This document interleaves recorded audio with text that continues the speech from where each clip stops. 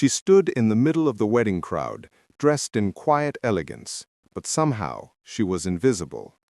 Conversations died when she passed, smiles turned away. For reasons she couldn't name, the celebration felt colder every step she took.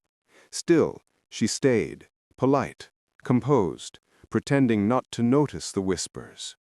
No one knew who she was, and no one cared to ask.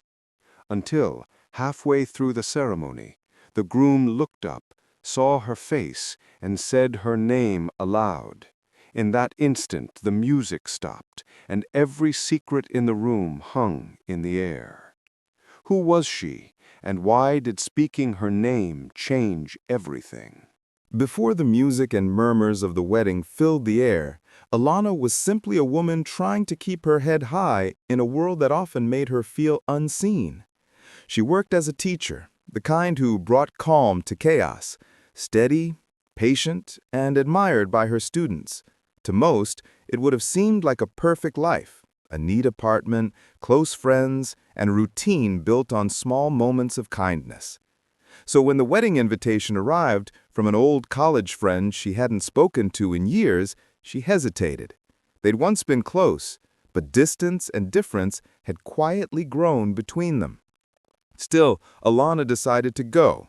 She bought a new dress, wrapped the gift with care, and told herself it would be fine, just a celebration of love, nothing more. But as she drove through the gates of the grand estate, she couldn't shake the unease curling in her chest. The parking lot was filled with luxury cars, and the faces waiting at the entrance carried an unfamiliar chill. It wasn't fear exactly, more like the feeling of walking into a place where you already sensed you didn't belong. She smiled anyway, adjusted her bag, her hope, told herself she was imagining it. What she didn't know was that before this day ended, her presence alone would reveal more truth than any toast or vow ever could. The laughter of the guests echoed through the garden like a melody Alana couldn't quite join.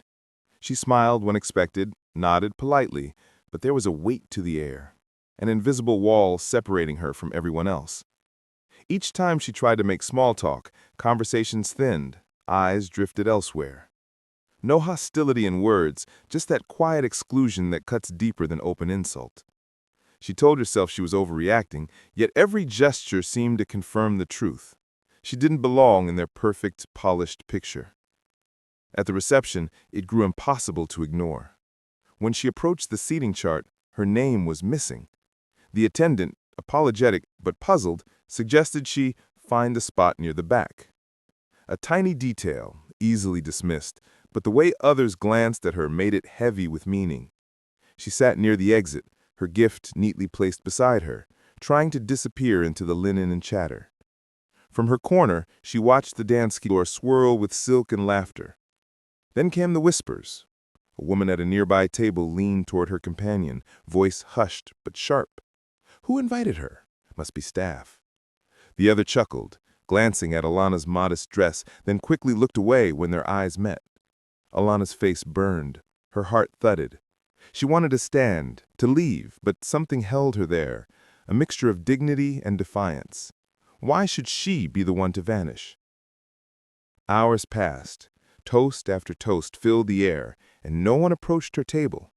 Even when she smiled kindly at a server refilling glasses, he hesitated before answering, uncertain if she was a guest at all.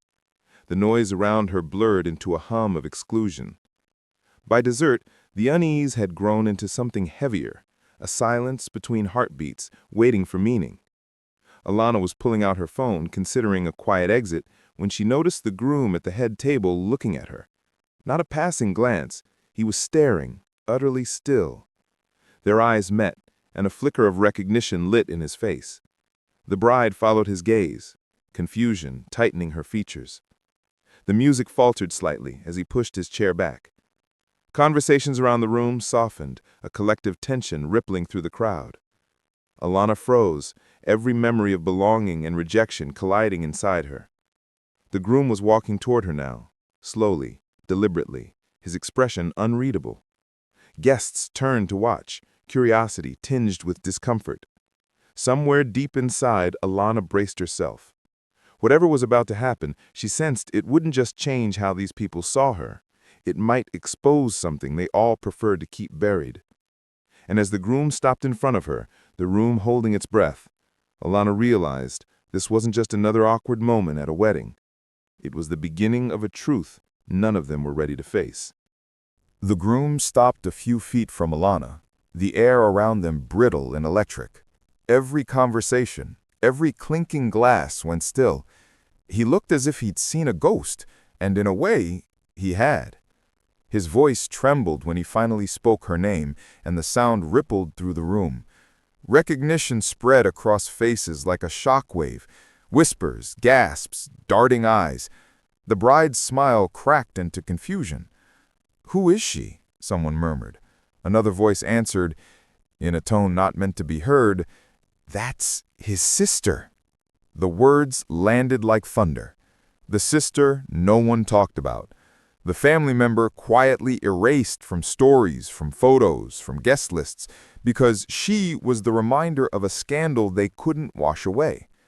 Alana's mother, a housekeeper for the groom's wealthy family decades ago, had been fired after rumors spread about favoritism and shame. But while the adults buried the truth, the children, Alana and Marcus, had once played in the same gardens where she now stood unwelcome.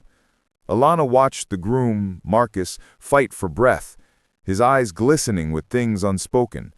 The room's judgment pressed against both of them like a wall. A man at one table muttered something about making a scene. Another laughed nervously. The bride's father rose, voice low but cutting. "You're embarrassing yourself. Sit down." But Marcus didn't move. For the first time, his polished composure cracked, and his voice cut through the tension. "She's my sister," he said again, louder this time. It wasn't an apology, it was a defiance. The silence that followed was brutal. Some guests looked away. Others frowned, wrestling with discomfort that had nowhere to hide.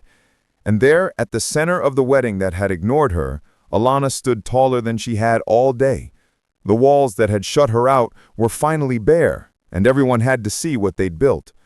When Marcus reached for her hand, gasps filled the air. In that moment, both siblings knew this wedding would be remembered, not for its vows, but for its truth. The music never returned to the same rhythm after that moment. A few guests tried to recover the mood, to laugh, to toast, but the illusion had been broken. One truth had undone the performance of perfection. The bride sat frozen, the photographers lowered their cameras, and in that uneasy quiet, Alana finally walked toward the exit, not hiding, not apologizing, just walking out as herself. Marcus followed her into the evening air. For a long time, neither spoke. Under the canopy of wedding lights, brother and sister simply stood. Two people shaped by very different versions of the same family history. There was no grand reconciliations that night, just something rawer and more honest, acknowledgement. And for Alana, that was enough. In the days that followed, whispers spread online, arguments erupted in private chats, and relatives debated what had happened. Some said Marcus ruined his own wedding. Others said he'd finally done something brave. But beneath every opinion was the same uncomfortable truth. How easily people rationalize exclusion, as if silence is neutral, as if turning away is harmless. Alana's story was just one small moment in one fancy hall, but its echo reached further. It asked an old question that still hangs in the air today. How many times must someone prove their humanity before others stop making it conditional? In a society that prides itself on politeness, the cruelest wounds are often inflicted quietly, through absence, avoidance, and the decision not to see. Alana may have walked away from that wedding alone, but she carried something powerful: visibility. For once, she wasn't ignored, and her presence forced truth into the open, where it could no longer hide behind smiles and speeches. Because change rarely begins with comfort. It begins when the silence finally breaks.